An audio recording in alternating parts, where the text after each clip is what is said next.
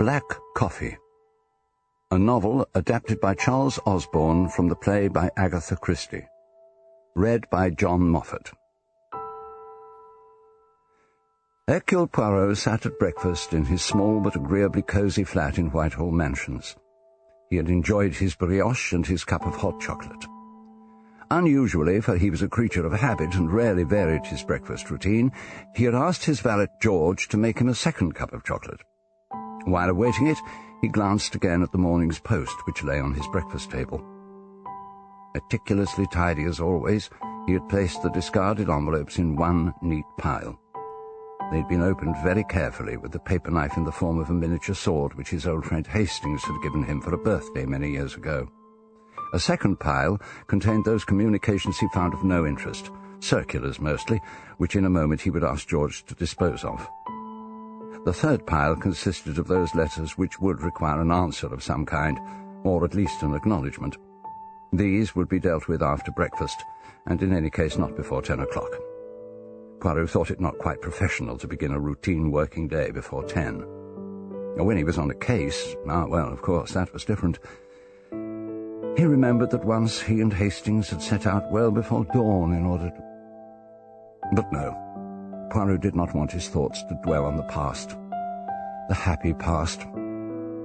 Their last case, involving an international crime organization known as the Big Four, had been brought to a satisfactory conclusion, and Hastings had returned to the Argentine, his wife, and his ranch. Although his old friend was temporarily back in London on business connected with the ranch, it was highly unlikely that Poirot and he would find themselves working together again to solve a crime. Was that why Hercule Poirot was feeling restless on this fine spring morning in May 1934? Ostensibly retired, he had been lured out of that retirement more than once when an especially interesting problem had been presented to him. He'd enjoyed being on the scent again, with Hastings by his side to act as a kind of sounding board for his ideas and theories. But nothing of professional interest had presented itself to Poirot for several months. Were there no imaginative crimes and criminals anymore? Was it all violence and brutality, the kind of sordid murder or robbery which it was beneath his, Poirot's, dignity to investigate? His thoughts were interrupted by the arrival silently at his elbow of George with that second and welcome cup of chocolate. Welcome not only because Poirot would enjoy the rich, sweet taste, but also because it would enable him to postpone for a few more minutes the realization that the day, a fine sunny morning, stretched before him with nothing more exciting in prospect than a constitutional in the park and a walk through Mayfair to his favourite restaurant in Soho, where he would lunch alone on... what now? Perhaps a little pâté to begin, and then the sole bonne femme, followed by... He became aware that George, having placed the chocolate on the table, was addressing him. The impeccable and imperturbable George, an intensely English, rather wooden-faced individual, had been with Poirot for some time now, and was all that he wished in the way of a valet. Completely incurious, and extraordinarily reluctant to express a personal opinion on any subject, George was a mine of information about the English aristocracy, and as fanatically neat as the great detective himself. Poirot had more than once said to him, "You press admirably the trousers, George, but the imagination, you possess it not." Imagination, however, Hercule Poirot possessed in abundance. The ability to press a pair of trousers properly was, in his opinion, a rare accomplishment. Yes, he was indeed fortunate in having George to look after him. "And so I took the liberty, sir, of promising that you would return the call this morning," George was saying. "Oh, I do beg your pardon, my dear Charles," replied Poirot. "My attention was wandering. Someone has telephoned, you say?" Yes, sir. It was last night, sir, while you were out at the theatre with Mrs. Oliver. I had retired to bed before you arrived home and thought it unnecessary to leave a message for you at that late hour." "Who was it who called?"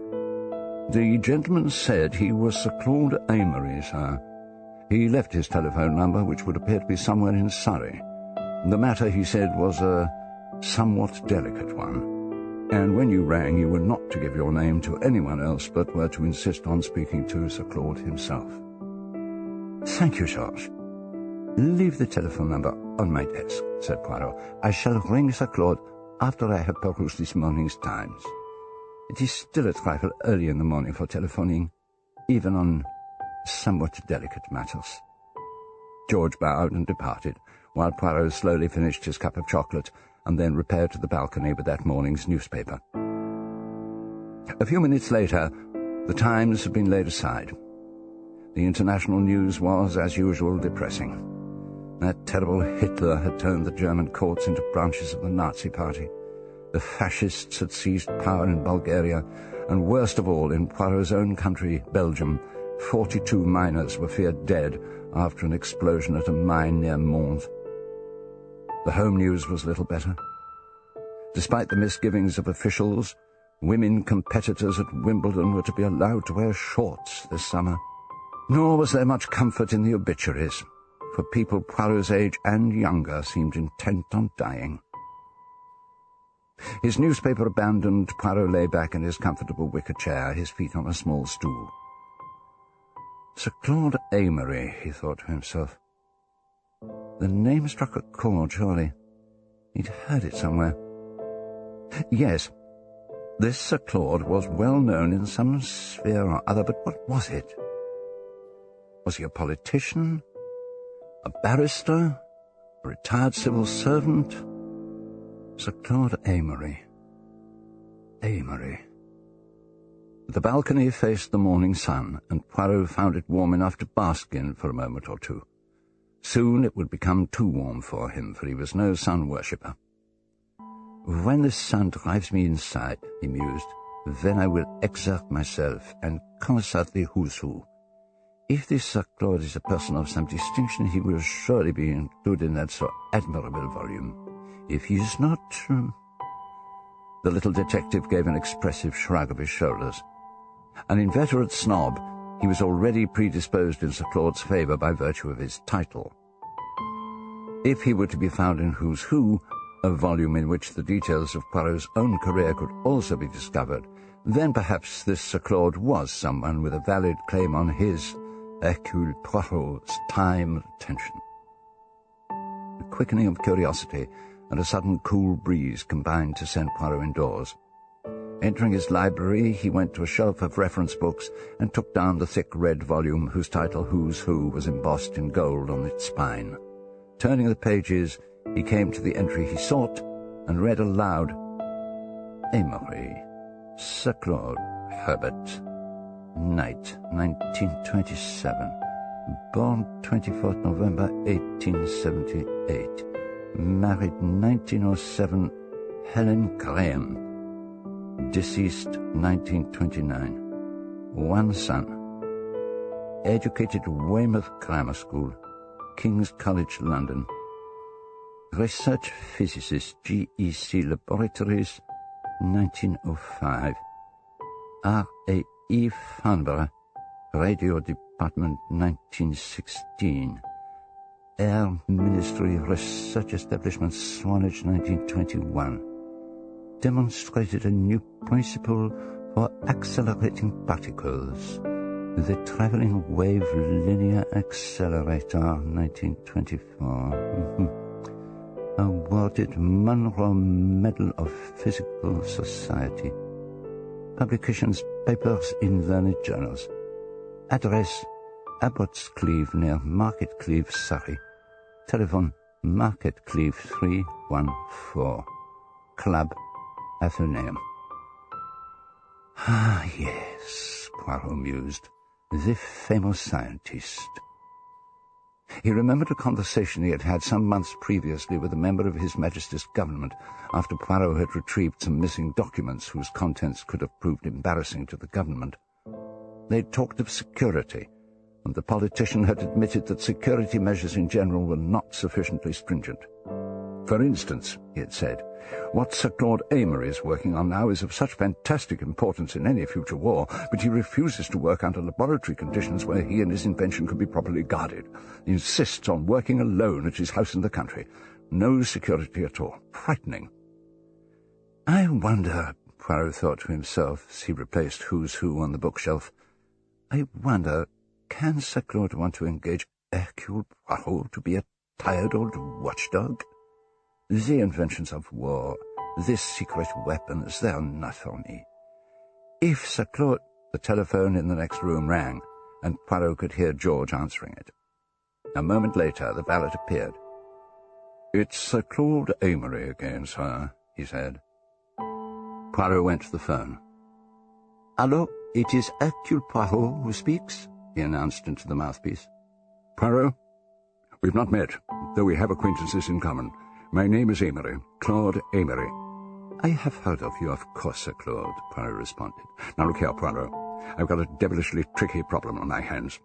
Or rather, I might have. I can't be certain. I've been working on a formula to bombard the atom. Now, I won't go into details, but the Ministry of Defence regards it as of the utmost importance. My work is now complete, and I've produced a formula from which a new and deadly explosive can be made. I have reason to suspect that a member of my household is attempting to steal the formula. I can't say any more now, but I should be greatly obliged if you would come down to Abbots Cleeve for the weekend as my house guest. I want you to take the formula back with you to London and hand it over to a certain person at the ministry. There are good reasons why a ministry courier can't do the job. I need someone who is ostensibly an unobtrusive, unscientific member of the public, but who is also astute enough." Sir Claude talked on. Hercule Poirot, glancing across at the reflection in the mirror of his bald, egg-shaped head and his elaborately waxed moustache, told himself that he had never before, in a long career, been considered unobtrusive. Nor did he so consider himself. But a weekend in the country and a chance to meet the distinguished scientist could be agreeable, as no doubt could the suitably expressed thanks of a grateful government, and merely for carrying in his pocket from Surrey to Whitehall an obscure, if deadly, scientific formula. "I shall be delighted to oblige you, my dear Sir Claude," he interrupted. "I shall arrange to arrive on Saturday afternoon, if that is convenient to you, and return to London with whatever you wish me to take with me on Monday morning. I look forward greatly to making your acquaintance." Curious, he thought, as he replaced the receiver. Foreign agents might well be interested in Sir Claude's formula, but could it really be the case that someone in the scientist's own household? Ah, well, doubtless more would be revealed during the course of the weekend. "George," he called, "please take my heavy tweed suit and my dinner jacket and trousers to the cleaners. I must have them back by Friday, as I am going to the country for the weekend." He made it sound like the steppes of Central Asia, and for a lifetime. Then, turning to the phone, he dialed a number and waited for a few moments before speaking. "My dear Hastings," he began, "would you not like to have a few days away from your business concerns in London? Surrey is very pleasant at this time of the year."